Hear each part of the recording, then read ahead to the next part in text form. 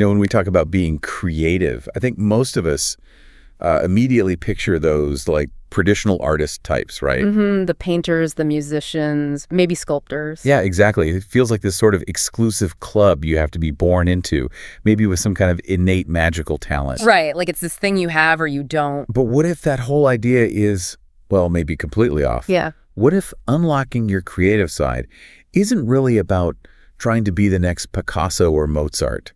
What if it's about tapping into something, I don't know, simpler, something deeply connected to feeling happier, more fulfilled, and just really getting in the zone? That's a really interesting way to frame it. Well, that's exactly what we're diving into today. We've pulled together a whole stack of sources, articles, research, insights, everything from design thinking stuff to psychological studies. Right. All exploring what creativity really is, its powerful link to our well-being, and this fascinating state called flow. Yeah, and our mission here in this deep dive is basically to unpack all that material and pull out the most valuable pieces. We want to show you just how accessible creativity really is. For everyone, you mean, not just the artists. Exactly. Regardless of how you see yourself right now. And crucially, how embracing it, even in, small ways, can genuinely shift your daily life and your sense of fulfillment. Okay. It's really about uncovering that practical path to tapping into this often underestimated source of joy and potential that's probably already inside you.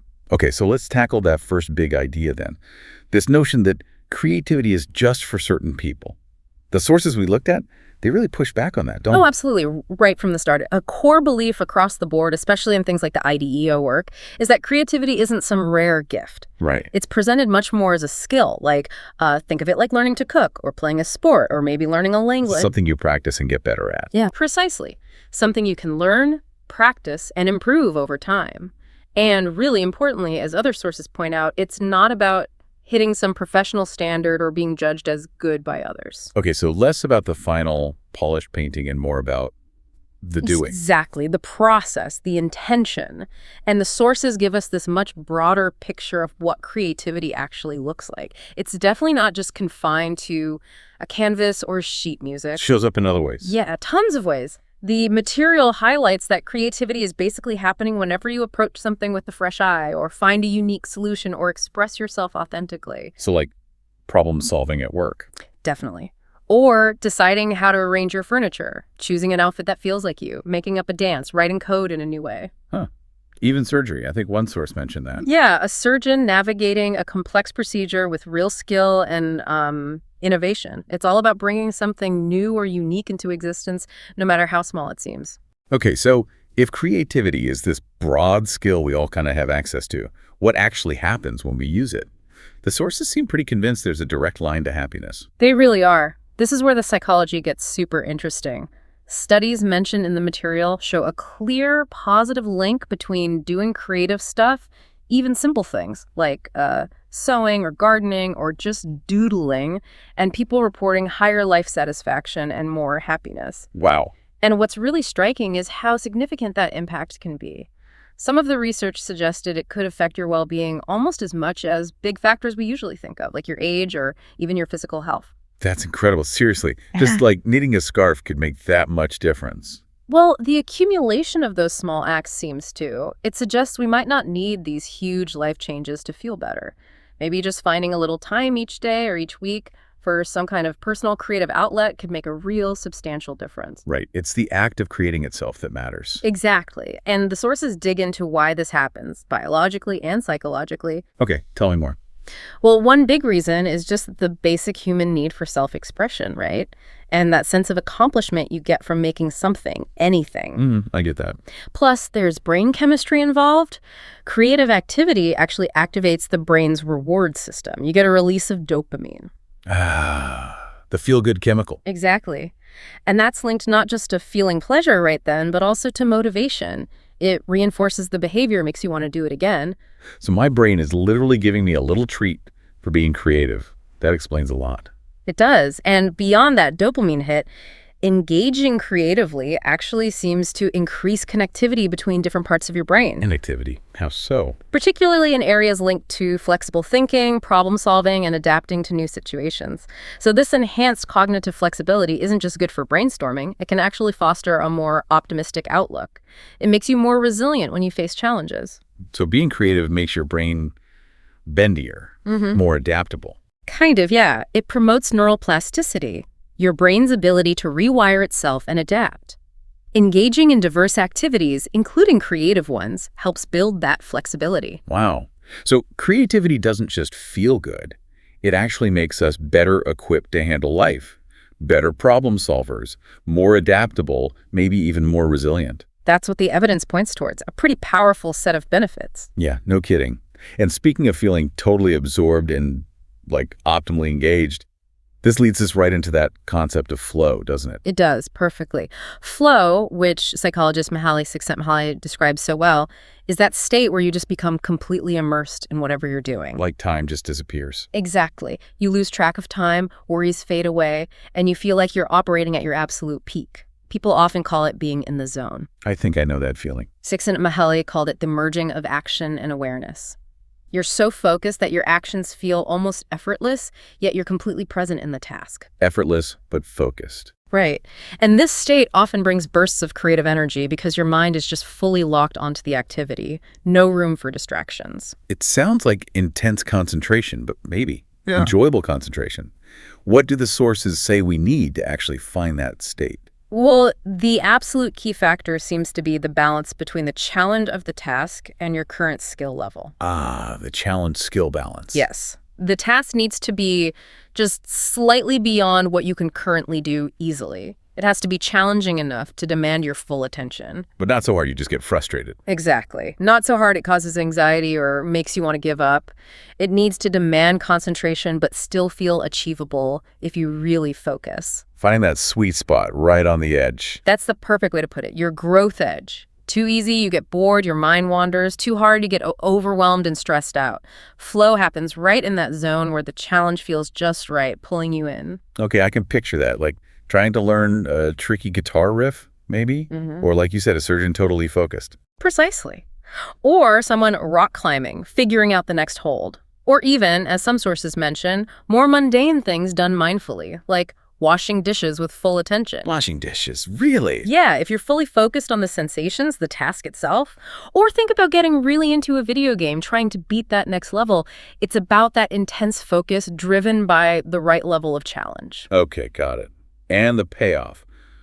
Why chase this flow state? Well, the sources are really clear. Flow is strongly linked to happiness and performing at your best. It's described as this ultimate state of engagement, being deeply present. It can even feel ecstatic sometimes. Ecstatic. Wow. And there's a resilience aspect, too. Regularly getting into flow can apparently help regulate stress hormones, like cortisol goes down, positive hormones go up. It's like hitting a mental reset button. You feel refreshed, invigorated, rewarding in the moment, and good for you long term. Okay, this is all making so much sense. Creativity is for everyone. It boosts happiness and resilience, and it connects to this amazing state of flow. So, the million-dollar question. How do we actually do it? How do we cultivate this? Right, the practical side.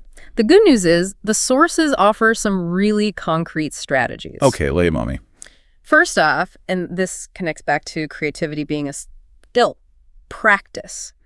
Just like anything else, you get better at being creative and finding flow by doing it. Makes sense. You don't just wake up able to play the violin. Exactly. Expertise, built through practice, actually makes flow easier to achieve. The better you get, the bigger the challenges you can tackle while staying in that flow state. Okay, practice. What else? Setting up your environment is huge. Flow needs concentration, right? So that means minimizing distractions. Turn off the phone notifications. Definitely. Let people around you know you need some focus time. Yeah. Maybe create a specific space or set aside regular times just for this. That signals to your brain, okay, it's focus time now. Right, create the conditions for it. Yeah. What else helps? Having clear goals, even small ones. Knowing what you're aiming for helps focus your attention. Think about that video game example, just reaching the next checkpoint. That clarity helps direct your energy and invites flow. Okay, clear goals. And also actively nurturing your inspiration. One source suggested keeping track of things that spark your interest, articles, images, ideas you stumble across online or offline. Like a swipe file or a Pinterest board. Yeah, exactly. Collect that stuff, then revisit it when you need a little spark to get started. I like that. Actively gathering fuel. And related to that is invoking curiosity. Maybe keep interesting objects around your workspace. Or try using creative prompts, like open-ended questions on cards, just to get your mind wandering playfully without pressure. Just letting your brain explore. And finally, a really important one. Choose activities that you're intrinsically motivated to do. Meaning You do it because you genuinely enjoy the activity itself, not just for some external reward like praise or money. Activities you do for the pure joy of it are much more likely to lead to flow. find something that really pulls you in. That's the heart of it. Those are all fantastic practical steps. But, okay, even with all that, I think we need to talk about that big elephant in the room for a lot of people. Self-doubt. Ah, yes, the inner critic. Right, that voice saying you're not good enough, or who do you think you are? One source really dug into this, suggesting it comes from wanting to express ourselves, but being terrified of what others will think. It's a massive hurdle, and that source validates how common it is. Often that fear comes from comparing ourselves, or worse, internalizing other people's negativity or insecurities. So what's the strategy? Well, a key one is to consciously not take on others' doubts. Realize that negativity is often about them, not you. Focus on finding the people who do get it, who offer real encouragement. Surround yourself with supportive people. Absolutely crucial. People who lift you up, give constructive feedback, maybe even share their own creative struggles. And finding role models helps too, people who've navigated similar paths. Learning from those who've been there. Yeah, but ultimately a lot of it comes down to working on your own mindset, actively challenging that negative self-talk, stopping the constant comparison game. Easier said than done sometimes. Oh, for sure. But the advice is solid. Treat yourself like you'd treat a good friend. Shift the focus from what will they think to how do I feel about this process? What am I learning? Build confidence from within. That makes sense, focusing inward. But what if the block feels deeper than just everyday doubt, like something really stuck? Yeah, another source touched on that. Sometimes creative blocks aren't just surface level. They might be tied to deeper stuff like unprocessed emotions or even past trauma. Really? Like old baggage getting in the way? Potentially. The source suggested mindfulness practices can help here. Things like meditation or mindful movement like yoga or Tai Chi. They can help you access and maybe release some of those stuck emotions without judgment. Interesting. So paying attention to your body and breath. Exactly. Or even engaging with inspiring art, music, films, things that stir emotions and allow you to reflect on them. Sometimes just deep breathing when you feel that block can help regulate things and let you move through it. So creativity isn't just a fun hobby. It can actually be a path for like emotional processing and growth. It seems so. It connects really well to that idea of self-actualization. Ah, Maslow's hierarchy, fulfilling your potential. Exactly. One source brought that in, highlighting how creativity is intrinsically linked to that highest level. It's seen as this authentic expression of who you really are, operating at your best. And there was that amazing story about Alma Thomas. Oh, yes. Such a powerful example. Retired from teaching at 68 and then dives into her most significant artistic period, developing her unique abstract style, working into her 80s, getting major recognition. She didn't care about expectations based on her age or race or anything? Apparently not. She just focused on her vision, creating something totally new, something she said was different from anything I'd ever seen. It really highlights the courage it takes, right? To do things differently, trust your own path, even when it goes against the grain. It requires that clarity of purpose and valuing your own originality. What an incredible story. She shows it's never too late, and it's about that inner vision. Absolutely. A beautiful testament to creative fulfillment and self-actualization being possible for anyone, anytime, if they find that clarity and courage. Okay, wow.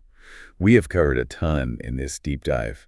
We've gone from redefining creativity as something for everyone A universal skill. to seeing how deeply it's connected to our happiness, our resilience, our well-being. often found in that amazing state of flow. Yeah, that zone of optimal experience. And we got practical, too, learning we can actually cultivate it through practice, setting up our space, finding inspiration, having clear goals. And tackling those inevitable hurdles like self-doubt and even deeper blocks head on. Right. I think the core lesson weaving through all this is just how powerful and accessible embracing your creative side really is, whatever form it takes for you. It really feels like a path not just to feeling good, but to living a more engaged, adaptable, and ultimately, yeah, a more fulfilled life. And you don't need permission, Yeah. right, or fancy supplies, or even to be good at it. Not at all. The emphasis seems to be just show up, start something, allow yourself to get lost in the experience of making or doing. That's where the magic happens. So let's leave everyone with this thought, maybe drawing from everything we've talked about today.